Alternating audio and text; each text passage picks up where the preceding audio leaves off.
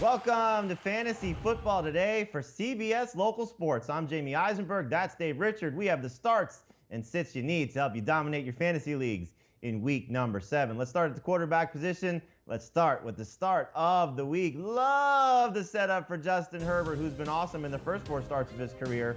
He's got 23 or more fantasy points in 3 of them, and now he gets the Jaguars. He's going to light up this Jacksonville defense coming off a bye. I think he's got top 5 upside. Could be one of the best fantasy quarterbacks for week number 7. I'm starting Herbert along with Matt Ryan and Ben Roethlisberger. I think all these quarterbacks are going to be awesome. It's just so nice to have Matt Ryan get Julio Jones back. But Herbert, Ryan, Roethlisberger should be in your lineups. Maybe not together, but if you have an opportunity to start them, you should be happy about doing so. Dave, the 6 quarterbacks you have, Cam Newton, Gardner Minshew, and Jared Goff. What's your concern about Cam Newton?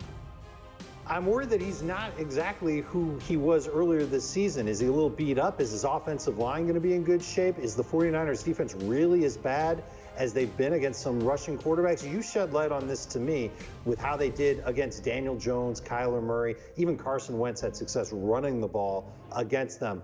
I'm a little nervous that Cam Newton can't get you 3 touchdowns. I think he might be able to get you 2, and I don't want to count on him for a lot of yardage as well. This looks like a low-scoring game to me this week between the Patriots and the 49ers. All right, Dave's down on Cam Newton. I'm a little bit more excited about Cam. We'll see how he performs against San Francisco as the Patriots try to get back to 500. Let's go now to the start running backs. Dave, you got Justin Jackson, Darrell Henderson, and DeAndre Swift. Last time we saw Justin Jackson, he was almost amazing, just shy of 100 total yards, but he did get 20 total touches. Is he going to be amazing this week against the Jaguars? Yep, Jacksonville ranks 5th in fantasy points allowed to opposing running backs. They also rank 5th in rushing yards per game allowed. And they just gave up 3 touchdowns to the Lions running backs last week. I think you're going to see Justin Jackson, who had over 60% of the Chargers' touches at running back over the 2 or in their last game. I think he continues to do it. He's going to be their lead back there for the LA Chargers. All right, big game coming for all of the Chargers against the Jaguars. At least that's the hope. What could be a bad game, though, is Kenyon Drake. I know he was amazing against the Cowboys in week number 6. He's probably still running against that defense, but this is a little bit of a different matchup and a little bit different situation because what we've seen from Drake is a lack of work in the passing game. And when he does not score a touchdown, his fantasy production is miserable. 3 games so far this season where he hasn't scored. In those 3 games, a combined 21 PPR points. That's not good. This could be a better game for Chase Edmonds, given the up and down nature of how this game could go between the Seahawks and the Cardinals. I'm concerned about Kenyon Drake. I would try to avoid him if you can. Let's go now to the start wide receivers. And we got 3 guys here who are playing well with the chance to play great once again. Drake's teammate, Christian Kirk, could be good in Seattle. Tyler Boyd should be great once again against the Browns. And Brandon Cooks, yes, Brandon Cooks is finally coming around as one of the premier players for this Texans offense and one of the premier players for your fantasy team. You're telling me that Aaron Rodgers is on the other side of this Texans opponent ledger. I think the Rodgers to Devontae Adams and the Packers offense put up big numbers here, so the Texans are chasing points, and Brandon Cooks has to come up with another strong game. So 3 straight good games in a row coming for Brandon Cooks, and you should start him over these 3 guys that I agree with that Dave is sitting: Cooper Kupp, DJ Chark, and oh my God, it's time to sit Juju Smith-Schuster. Dave, why are we getting away from Juju? We don't know how many targets he's going to get. And this is the Steelers' new MO with their passing game. They're going to spread it around, and they should. It's the right thing to do.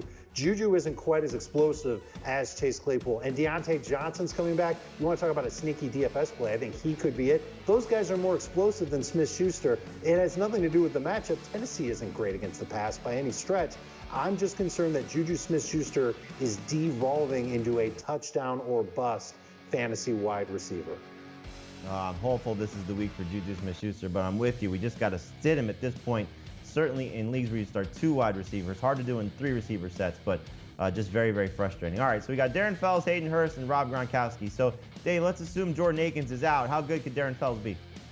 He's been pretty good the last couple of weeks. He's been finding the end zone. He is a humongous target for Deshaun Watson to lean on, especially if the Packers decide to play zone coverage against this Texans offense. You're going to see a lot of shorter passes and check down passes to Fells, who is difficult to bring down. He's 6'7", 270, and he is a massive red zone option as well. Hence the touchdowns. I'm starting him. He is a top 10 tight end this week.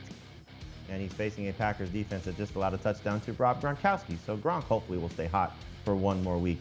I can't believe I'm going to tell people to sit Jared Cook, but that's the right move to make because this Panthers team has been amazing against opposing tight ends. And we're not just talking about run-of-the-mill guys. We're talking about Darren Waller. We're talking about Hunter Henry. You could throw in Rob Gronkowski, Hayden Hurst, Jimmy Graham. None of those guys have scored touchdowns. The best those guys have done is 10 PPR points. And again, that's Darren Waller and Hunter Henry. Jared Cook has basically become a touchdown or bust type of tight end, and I don't think he scores in this matchup. I would sit Jared Cook, which again, I can't believe I'm saying, but it's the right move to make. There's your starts and sits at quarterback, running back, wide receiver, and tight end.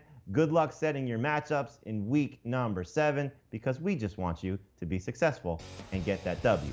Don't forget to check out our Fantasy Football Today podcast, wherever podcasts are found. You get all the great information from me, from Dave, from Heath Cummings, from Adam Azer. And again, our job is to make you successful in your fantasy leagues.